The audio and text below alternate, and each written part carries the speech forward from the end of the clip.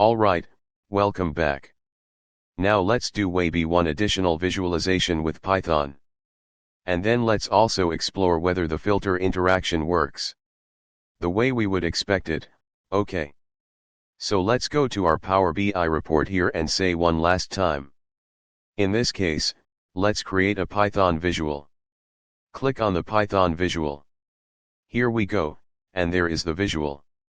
And now go to the option under the values and drag the specific fields you want into the value area here. And we'll do this one more time with the amounts. Then I'd like to see my sales, drag those inside. And finally I'd like to see my category. And here I'm just using those 3 fields. But feel free to use and explore other fields if you want. Okay. Just make sure that go to the category sort of that, go to the amount. And click on Don't Summarize and make the same for the sales. Just ensure that you don't only see one specific data point. For the category, you have seen this is done automatically, not summarized. Because it's not an American field. Now let's go to our Python script editor. We still have selected the visual, the blank visual, go inside. And then we type in our code. So let's say we import the packages, import matplotlib.pyplot as plt. Then I also want to import Seaborn. So import Seaborn as SNS. And I want to then create a linear model. So let's figure out whether there's a linear relationship between this case, the sales and the amount. So let's say sns.lm plot. So linear model plot is this. And say for the x value, we'd like to use here the sales. And for the y value, let's say y is equal to the amount. So specify x and y. And then if we only refer to the name of the column, we also always need to type in the data is equal to, in this case, data set. So referring to which data frame should actually be used in this plot. So if we do it this way and go finally to plt.show, just explore that. We can run this. Go into the run button here. If I press this option, I should see my visualization, which is my linear model plot here. So I can see all the dots for sales and amounts. And I can see a linear trend line and also confidence intervals. So this is one way to do it. But of course, this can be customized. And let's just as an example, let's customize this a little bit more. So let's say if you don't like to see the line, you can specify this here using the additional keyword. So in this case, it's called fitreg. So fit reg. So fit the regression. This case is equal to false. If you specify this keyword and then run this again, then you would not see the specific line. You can see now you don't see the line. You only see the scatter plot. And you can also of course using the category. So let's say you'd like to color our data points by category, then there's an additional keyword, which is U, which is referring to the color. You can specify that you would like to see the category. So category on the color like that. And you can run this, press the run button here and just see how the visual changes. Now you see got a legend here, which is the phone legend, which also always appears. If you have anything on the color, and you can see here the categories and color now. You can specify that you don't want to see the default legend by then simply specify legend. Legend is equal to false. Click that. And if I run this boy, you will see that the legend now will disappear. Just a second and there it's gone. And just as let me just copy this code, just that you see it. Okay. So we'll go back to our Jupyter notebook, just paste it new, paste this inside and that's the code.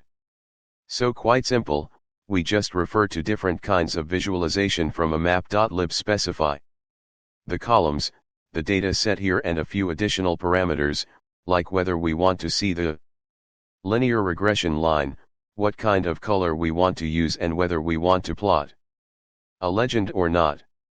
So if I go back to Power BI, let's do one more thing. Let's actually visualize the legend, but let's specify where we want to plot it. So you can always go to plt.legend. This will be available for you. And then you can specify the location. So remember the first time when we set the legend to true, which was the default one. The legend appeared here on the right side in the middle. And if we specify pot.legend and then location, so lock is equal to in quotes.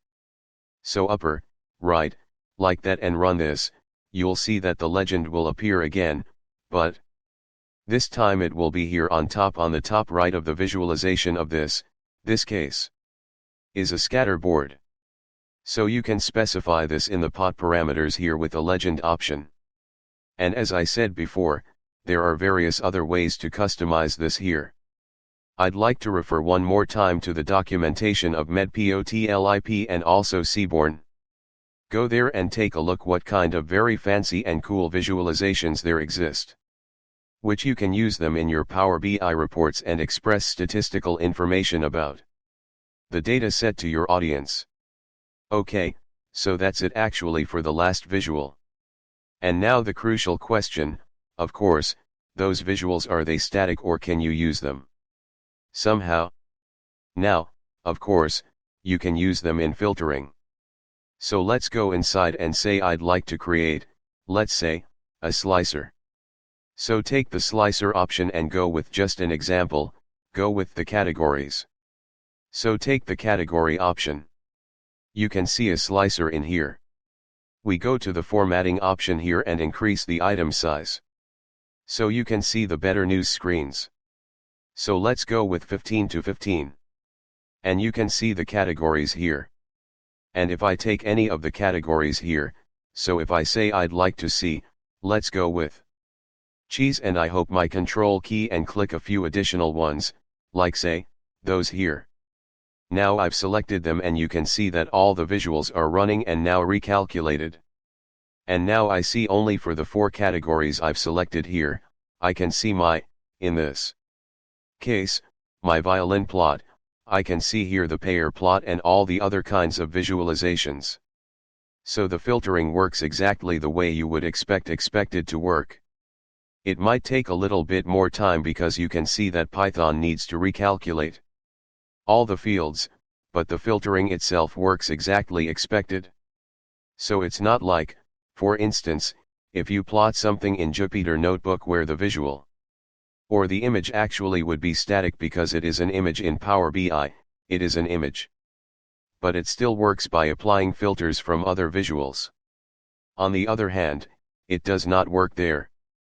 For instance, I tick here on cheese and then I filter anything else. So it only works one way. So the Python visuals right now, at least, are static images which can be modified from other visuals, like, for instance, a slicer, but the other way around does not work. So I can't click on anything on the image, the Python visual, and then filter something else on the data set. This will not work. Okay. And yeah, that's it for this video. So hopefully that was interesting to you. Hopefully you were able to follow. In case you got questions, feel free to ask. Otherwise, thanks for your attention and always like to see you in the next video. Until then, best guys.